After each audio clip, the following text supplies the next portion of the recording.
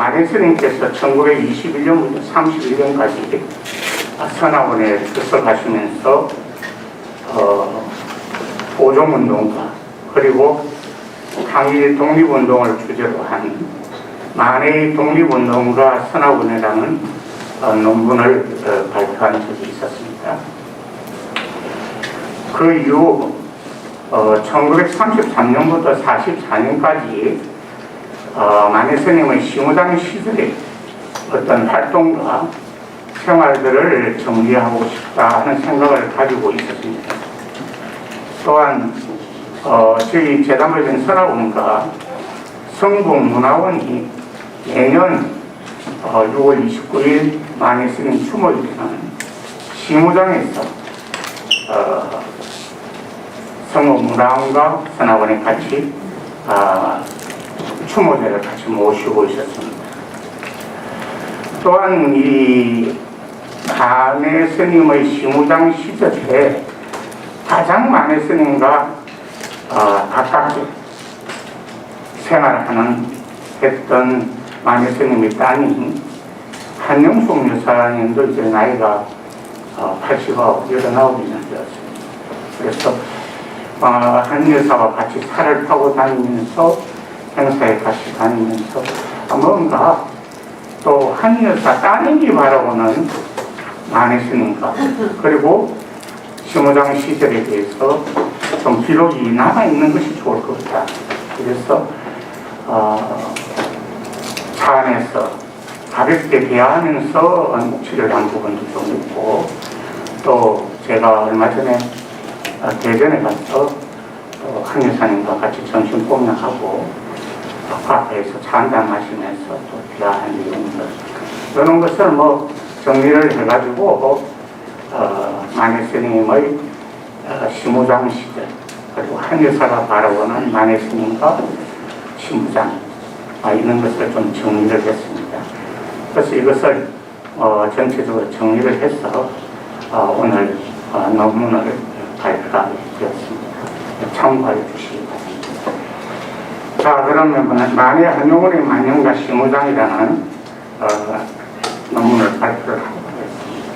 먼저 14쪽을 참고해 주십시오. 만해는 55세 되던 해인 1933년에 거처를 서울 성북동으로 옮겼다. 스스로 당호를 시무장이라고 지었다.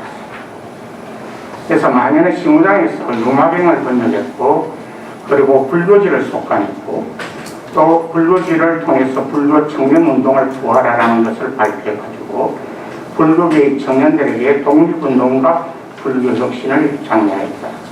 또한 마포정부에서 오포를 치르던 일송 김동삼의 유해를 시무장에 모셔다가 5일장을 지내기도 하고 단재 신처 선생은 묘비를 세우기도 했으며 만해 한용운의 독립운동은 총독부의 신앙 반시와 탄압으로 모범 묶여 있고 그의 정신은 항시 나라의 독립을 꿈꾸고 있었다. 본 논문은 만해가 독립운동으로 옥고에서 풀려난 이후 선화원에서 10년 동안 항일운동과 민족 불교 회복운동을 주도하거나 참여한 이후 성북동으로 거처를 옮긴 만년 10년 동안의 삶과 활동을 검토하고자 합니다. 시무장 관련 연구는 그동안의 소극적이었습니다만 2019년도에 시무장이 국가사전 제550호로 지정되면서 학계의 관심을 가지게 되었고 그리고 선화원에서는 사실 1944년 6월 29일 만해 스님이 입적한 이후 1945년부터 지금까지 만해 스님의 유족들과 함께 선화원에서 추모제를 지내고 있었습니다. 그리고 2016년부터는 추모제뿐만 아니라 학술제, 예술제, 문학제 등을 개최해가지고 만해의 독립운동과 민족불교 정신을 계승하고 있습니다. 또한 이번 논문은 어린 시절 부친인 만해와 시무장에서 동고동락했던 한영숙 여사의 회고록을 통해 만해의 마지막 생을 입체적으로 검토하고 이해하고자 발표한 논문입니다.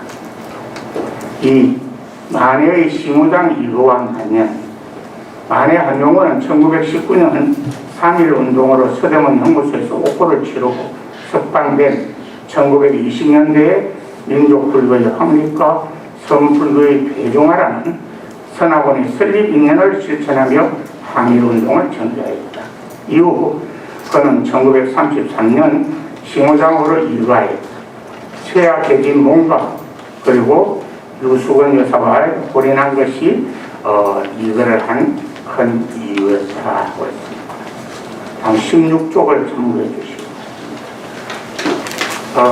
시무장을 지을 때 거들었던 김관우의 증언에 의하면 동아일보 김영국이 일본 오사카 지국장으로 가면서 비어있던 집을 김철중과 태양사의 벽산선의 배대로 집을 짓게 되었다는 것이고, 시무장 건립 시 1,000원가량의 비용이 있어야 했지만 부인 유씨의 소지금과 선학원의 즐금스님 그리고 조선일보 방홍모 사장 등 여러 사람의 도움으로 집을 마련하게 되었습니다. 나머지 모자란 금액은 월부로 차용하여 월부로 상환하다가 근데 다 상환하지 못하였다고 합니다. 그리고 그동안에 시무장을 북향으로 지었다. 그리고 조선 총독부를 마주하기 싫어서 북향으로 지었다 하는 설에 대해서 여러 가지 의견이 분분한 것을 한영숙 여사에게 확인을 했습니다. 한영숙 여사도 만해 스님께서 총독부가 보기 싫어서 북향으로 지은 것이다 고 말씀을 하셨다는 것을 확인을 한 바가 있습니다. 또한 만해는 자신의 거처를 시무장이라고 한 것에 대해서 불교 학도의 한 사람인 거로 초심 구도의 뜻을 표하기 위하여 소거처를 시무장이라고 명명하였으나 실로 그것도 매랑한 일이라고 이야기했다. 그리고 경공스님의 원강 한화집에 보면 거기에 시무장 목부 야월 문답이라는 대목이 나옵니다. 거기에 보면 집 이름을 시무장이라고 이제 경공스님이 만해 스님에게 보낸 서간입니다. 집 이름을 시무장이라고 화상의 호를 목부라 하여서 내가 말하기를 시무장 목부화상이여 어느 날 어느 때에 소를 잃었는가 호를 목부라 하였으니 소를 얻으려는 것이 분명한데 집을 시무장이라 하였으니 소를 잃은 것도 또한 분명하구나. 본래 잃지 않았다면 무엇 때문에 소를 찾는다며 또 만약 소를 잃었다면 어떻게 소를 먹인다 할 수 있는가. 찾고 먹이는 것을 함께 잊었는가. 시무장 목부화상이요 삼각선이 높고 높아 첩첩하여 높은 봉우리는 높고 낮은 봉우리는 낮아 바람은 소설하고 물은 차디찬데 알겠습니까. 바라온데 일부를 보내시오. 한용운 화상이 보내건데 거북털과 토끼풀이 생기지도 않았더니 어찌 없고 이렇겠나. 목부가 일이 많았어. 부질없이 시무장을 지었네. 내가 여기에 답을 보내기를 목부가 할 일이 많다니 차 한 잔 주만하오. 이 경공스님의 시무장 목부 야월 문답에 나오는 내용들입니다. 만해와 당대의 선생인 경공스님과 사이에 오간 덕그랑의 면목이고 경공스님이 서울 성북동의 만해의 거처인 시무장을 두고 언제 소를 잃었냐고 만해에게 묻고 만해는 소를 얻고 잃는 일이 있다. 다만 일이 많아 부질없이 시무장을 지었다 하고 답했고 경공스님은 일이 많다고 하니 상으로 차 한잔 줄만하다 하십니다. 그 이후 경공스님은 실제로 시무장으로 만해 스님을 찾아가 차를 마시게 됐고 또한 이 두 분의 인연은 굉장히 오래된 인연입니다. 다음 18쪽을 참고해 주십니다. 경공스님 역시 통도사에서 만해 스님에게 8개월 동안 방경을 수학했다고 합니다. 만해 스님 역시 또 잘 아시다시피 1912년 통도서에서 고려대장경을 열람하시고 그리고 여기에서 불교 대전을 집필을 하시기도 하였습니다.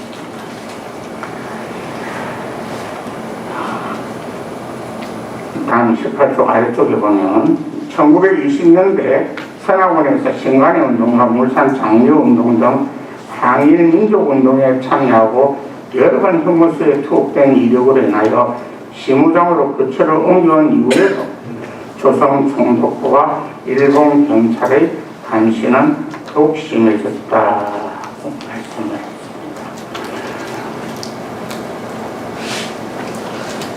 그리고 한 여사의 증언에 의해도 시무장의 그 위에 주변의 집들이 옛날에는 전부 다 솔밭이었다고 합니다. 그 솔밭 사이에 항시 연령 정보과 형사들이 배치되어서 감시를 하고 있었고 시무장을 출입하는 사람들에게는 일일이 검색을 하고 또 갖다 놓으면 조사를 하고 이래서 상당히 시무장을 출입하는 사람들이 상당히 많이 힘들었다는 진술을 하게 되었습니다. 그 다음에 만주에서 독립운동을 전개하다가 마포 혐오수에서 옥고를 치르던 일송 김동삼이 옥중에서 1937년 3월 순국하자 유해를 시무장으로 옮겨와서 5일장을 치렀고 한용숙 여사는 밖에서 돌아가신 김동삼의 유해를 방 안으로 모시지 못하고 시무장 앞마당에 제상을 차렸다. 지금 시무장에서 저희들이 마니스님의 제상을 차리는 그 자리에 아마 관에 입관을 하지 않은 채로 그냥 모셔놨다 하는 그런 정황을 한 적도 있습니다. 하지만 변절한 친일 인사에 대해서는 설령 신분이 있거나 독립운동을 같이 하였다 하더라도 단호히 절규하고 일체 상대하지 않았다.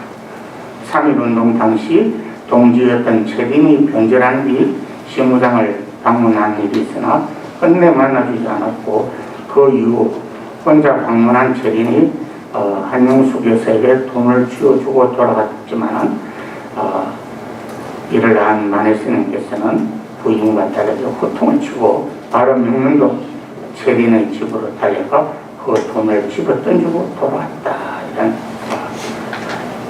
기록도 있습니다. 다음 20쪽을 참고해 주시기 바랍니다. 시무장은 1984년 7월 서울특별시 시도기념물 제7호 문화재로 지정이 되었고 이후 1990년에서 91년에는 시무장 원형보건공사로 별채 대체 및 관리동을 시추하였고 2019년도에는 국가사적지로 지정되어서 만해의 위대한 인도권을 기리게 되었다. 그 다음 3. 만해의 불교 청년운동에 대해서 말씀을 드리겠습니다.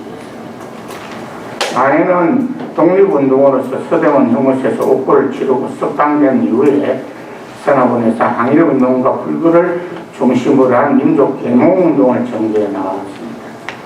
조선 총독부와 경찰이 계속되는 투옥과 감시, 협박은 자연스러운 결과였다. 그러나 거의 민족운동은 시무장으로 거처를 옮긴 이후에도 결코 멈추지 않았다고 합니다. 다음 장을 21쪽을 참고해 주시기 바랍니다.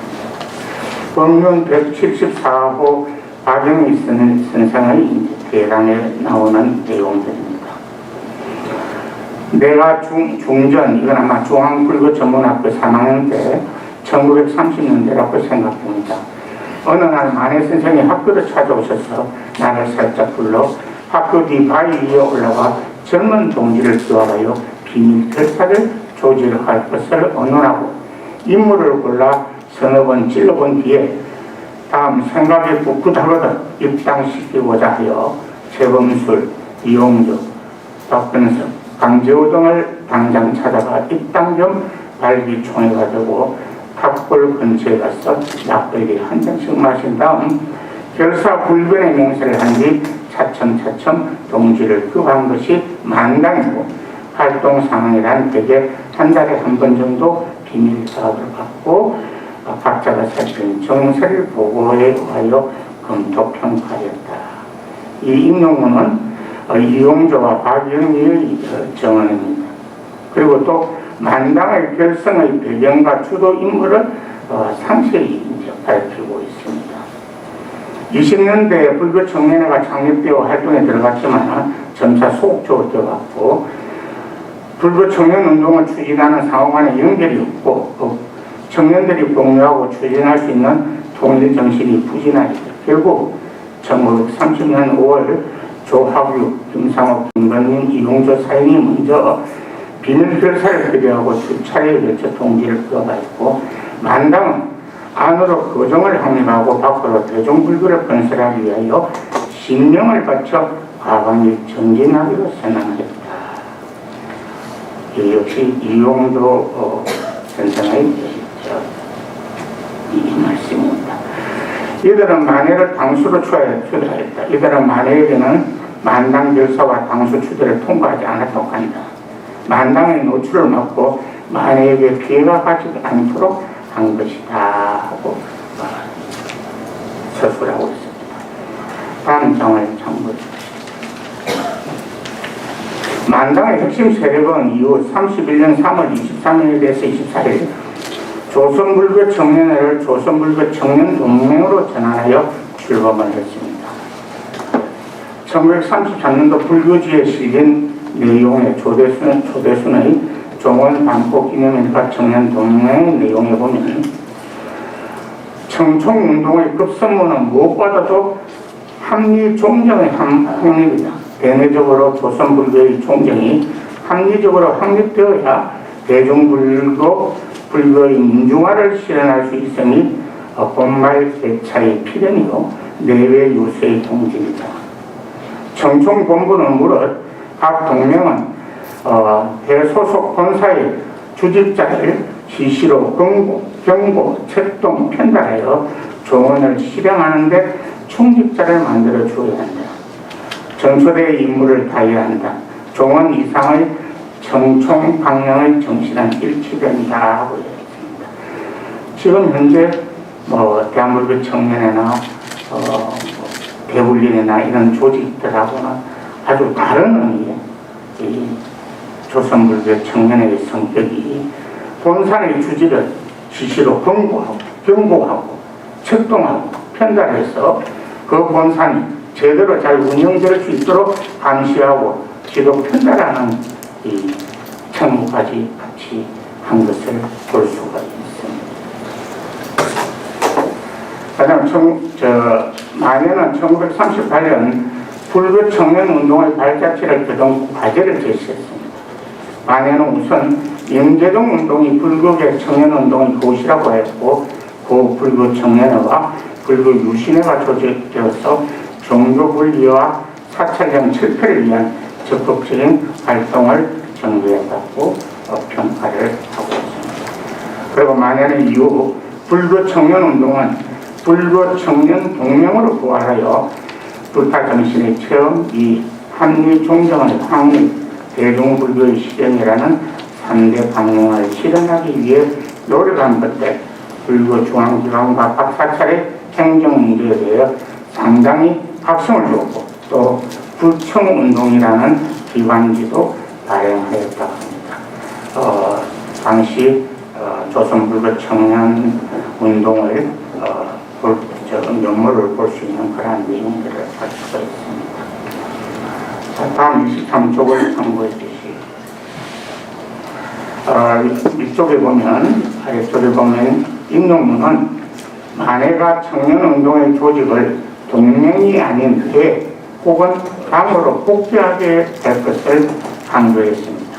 회라는 것은 중앙집권을 구실로 통제에 치중하는 것이고 동맹이라는 것은 그 구성의 세포단체를 본유로 하고 연락 일치를 기도하는 것인즉 통제적 운용으로는 동맹이 회, 혹, 당에 미치지 못하는 것이라고 했다.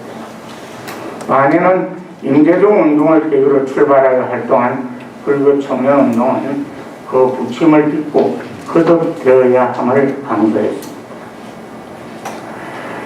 그 밑에 보면 인문문에 보면 나는 최영환 교당 최범술 선생의 말대로 그를 따라 이행을 했다. 최용환 선생은 이제 교당 최범술 선생입니다. 이 해고록은 김일력 스님의 아들인 김태신의 해고록에 나오는 것입니다. 최범술 선생은 대구에 도착해 나를 큰 요리집의 별채로 데려갔다. 요리집 주인의 이름은 박광이었다. 박광 선생은 대구에서 독립운동 자금을 조달한 분이었다. 그 밑에 쪽에 보면 우리는 이튿날 아침에 경청역에 도착했다. 나는 최용환 선생과 성북동을 갔다. 성북동 언덕을 걸어 올라가 한 소설대문 앞에 섰다.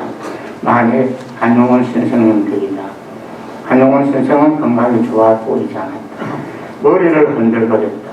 나는 최용환 선생의 소개로 한용원 선생에게 편지를 올렸다. 그는 편지봉투와 등 가방을 한용원 선생에게 건넸다. 그 편지봉투 속에는 편지가 아니라 여러 사람들로부터 모은 돈이 들어있다는 것을 말했다.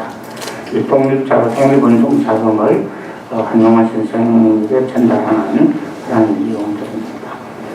여기에 머리를 흔들거렸다, 채머리를 흔들었다, 이런 내용들이 나오는데, 사실 이 부분도 제가 한영숙 여사님께 직접 물어봤습니다. 만일 스님께서 어떤 지병을 앓고 계셨느냐 때문에 중풍을 앓고 계셨고 고혈압도 같이 앓고 계셨다. 알게는 그리고 채머리는 왜 그러느냐 하니까 만주에서 맞은 총알을 다 빼내지를 못해서 그 총알이 몸속에 계속 박혀 있었다.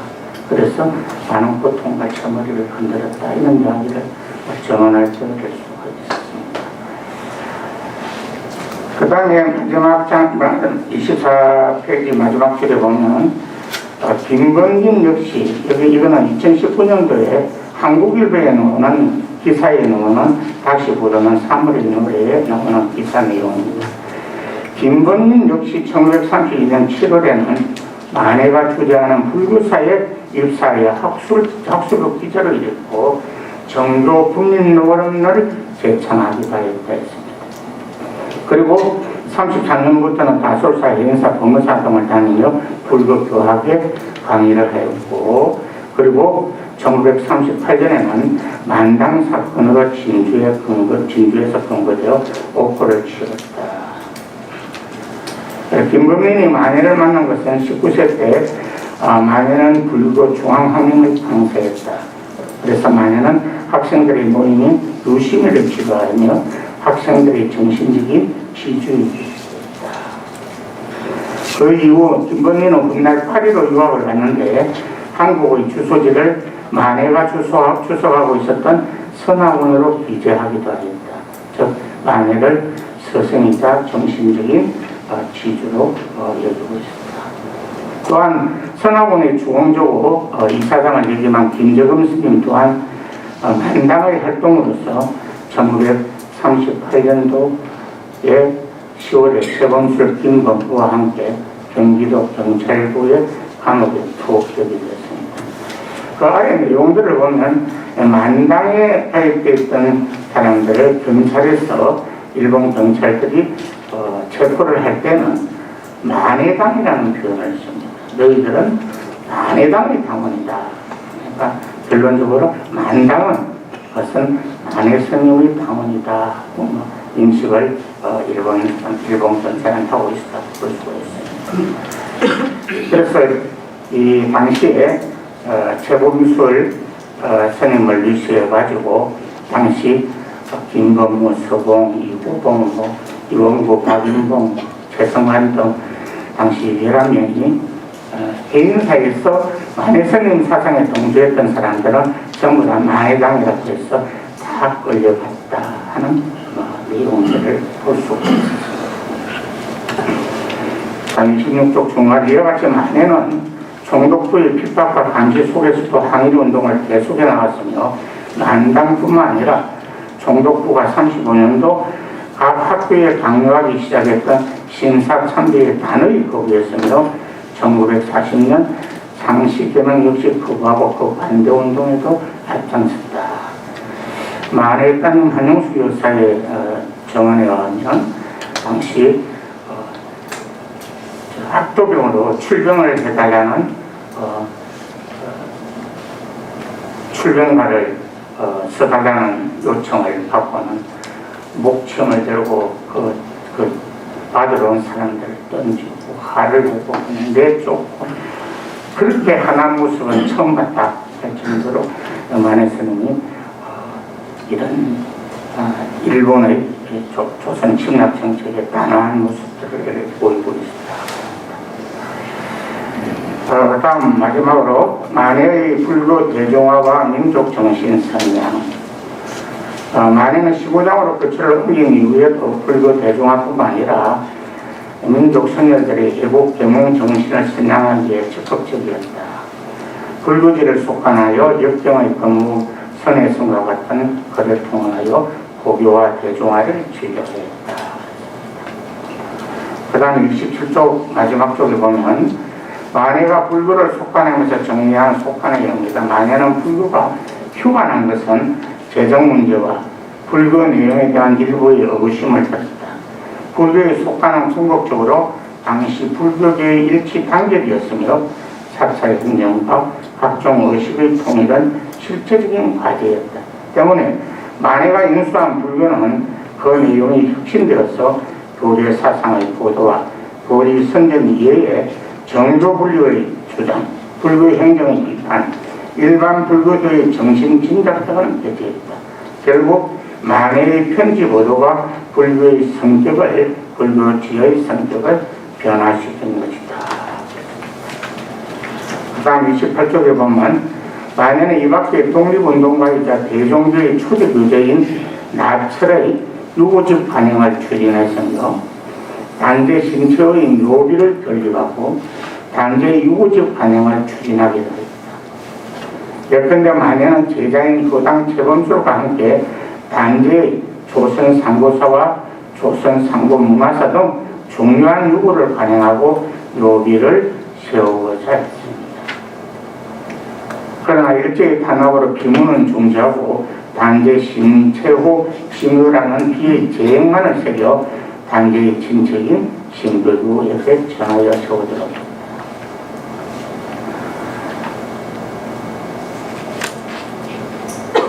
그 다음에 1930년도 다산 서세 100년을 맞이해서 정인부 안재홍과 함께 경성 공평동 대서관에서 다산 서세 100년 기념회를 개최하게 되었으며 만주에서 독립투쟁을 전개하다가 비체되어 마포 형무소에서 옥고를 치던 일송 김동삼이 1937년 3월 옥중 순고하자 유해를 시무장으로 모시고 5일장으로 치른 이런 유명한 일화이다. 다음 29페이지였습니다. 일송 김동삼 선생님은 유언으로 나라 없는 무덤은 있어 무엇하느냐 내 죽거든 시신을 불살라 강물에 띄워라 혼이라도 바다를 뜯으면서 외적이 망하고 조국이 광복되는 날을 지켜보리라 하는 유언을 하셨답니다. 그래서 평소 김동삼을 존경했던 만해 스님은 그 유언대로 가장을 하여 유해를 한강에 뿌렸다. 그리고 만해는 영결식에서 통곡하며 다시 이런 인재가 없을 것이라고 하였다. 만해가 일생에 눈물을 흘린 적이 이때 한 번뿐이라는 이라는 김동삼 선생님의 변변을 말해주고 있습니다. 김관의 기억에 하면 당시 조문객은 5, 60명 정도 되었고 조지원, 여운영, 공정희, 박문문, 김재금, 박광, 허영호, 박보봉 등이 대표적인 인물이었습니다. 영결식에도 역시 일본 경찰은 여직 어김없이 찾아와서 조문국 명단을 조사했다고 다음 장으로 넘기겠습니다. 30쪽에 보면 1939년도에 만해 스님이 회갑을 맞이하게 됩니다. 그때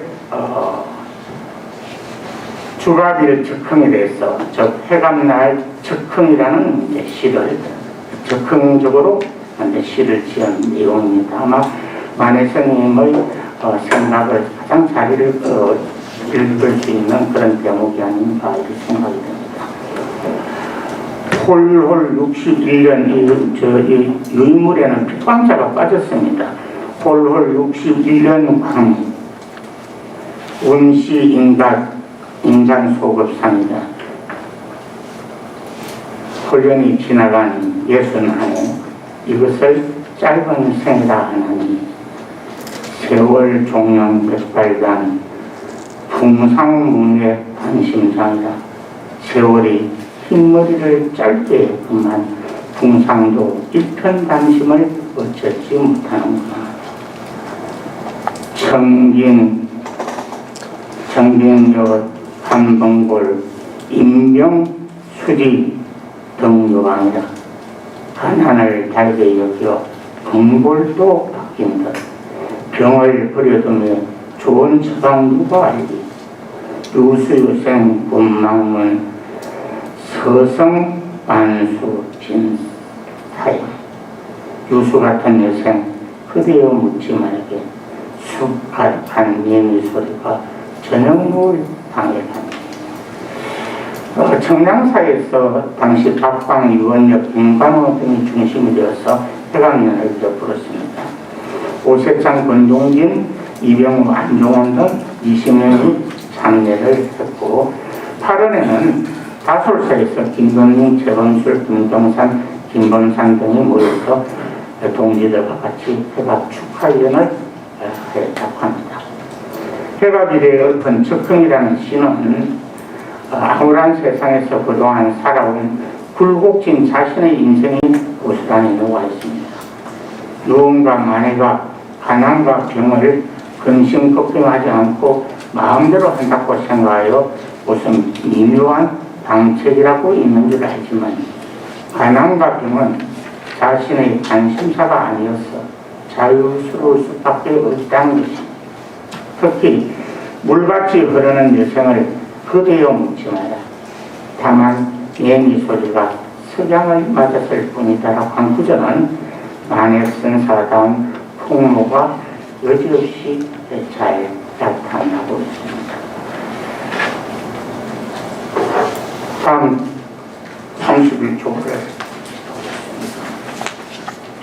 1940년에는 장시개명 반대운동, 43년에는 조선인 합병 출정 반대운동 등을 적극적으로 피기했습니다. 그리고 1942년도에는 경어집의 서문과 연보를 작성하기도 했습니다. 경어 입적 후에 제3항공 스님이 경어의 행적을 따라 각처에 흩어져 있던 경어의 유고를 수집하기 시작하였고 마침내 1935년 수집한 경어의 글을 만해에게 넘기며 혹 글자의 누락이나 그릇된 점을 붙여 교육해 주기를 바랬고 1942년도 여름에 반영을 하게 되었습니다. 한영숙 묘사의 정언에 의하면 남봉 스님께서 서울에 상경을 하면 꼭 시무장에 오셔서 주무셨답니다. 그리고 한 여사가 남봉 스님 발 씻는 물을 세수대에 떠가지고 꼭 떠다 바쳤다. 그래서 제가 알고 어렸을 적에도 큰 스님 시공을 하셨구만요 하고 이야기를 했습니다만 이 만해 스님과 만공 스님의 사이는 정말 서로가 서로를 존경하는 그러한 분이었다. 그래서 만공 스님, 만해 스님도 이 경어집 서문에 어떤 표현을 쓰느냐면 예우, 존경하는 친구, 만공 이렇게 쓰고 있습니다. 만공 스님 또한 만해 스님보다 나이가 8살이 많습니다. 그럼에도 불구하고 만공 스님은 만해 스님에게 경어집을 발간할 것을 요청했고 서울에 오면 꼭 만해 스님을 찾아뵙고 두 분이 그 시무장 좁은 방에서 덕담과 선문답을 하시고 대화를 나누셨다고 합니다. 그런데 참 요즘 들어서 좀 불편한 것이 선학원의 설립조사를 두고 만해가 아니고 만공이고 만공이 아니고 만해고 이런 후학들이 하는 이야기들을 아마 시무장에서 지금 만해 스님과 남공 스님이 그 이야기를 들으면 과연 우리를 지금 어떻게 쳐다볼까 하는 좀 부끄러운 생각들이 많이 들고 있습니다. 아무튼 만해 스님과 남공 스님은 서로가 서로를 존경하는 친구다 하는, 남공 스님은 경어집의 출판, 서문 이런 것을 모두 다 만해 스님에게 의탁을 했죠. 만해 스님이 만공 스님을 존경하는 친구라고 표현하는 그 두 분의 사이인데 이 후학들이 조사 스님들을 제대로 못 모시고 있는 것 같습니다. 좀 안타까운 마음이 많이 듭니다. 그리고 1944년 6월 29일 조국 항복과 민족 독립을 눈앞에 두고 입적을 하셨습니다. 작년은 전통 불교 의식에 따라 했으며 이해는 마무리 공동묘지의 한 장이 되었고 62년도에 건국은장 대한민국장을 출세를 하였습니다. 만해를 숭배했던 조종현은 만해는 한국 사람이다, 뚜렷한 배단민족이다, 독립지사다, 항일주사다, 강철 같은 의지로 북둥이 같은 정열로 대쪽 같은 절조로 고고한 자세로 서리빨 같은 기상으로 최후의 일각같이 옴뚱이로 부딪혔다. 마지막 숨 거둘 때까지 굳세게 결투했고 만해의 일생을 지배하였습니다. 사실 만해 스님이 입적하고 난 이후에 불교계에서는 사실 만해 스님의 추모와 만해 스님의 사상과 유지를 개성하는 데 너무나 소홀했습니다. 누구 하나 만해 스님 추모 사업을 진행한 적도 없고 만해 스님 제사도 모시질 않았습니다.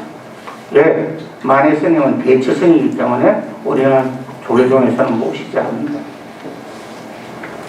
그동안 선화원에서 만해 스님 입적 이후에 1945년부터 현재까지 유족들과 선화원에서 만해 스님의 선량사업과 추모제를 지금까지 공행을 하고 있습니다.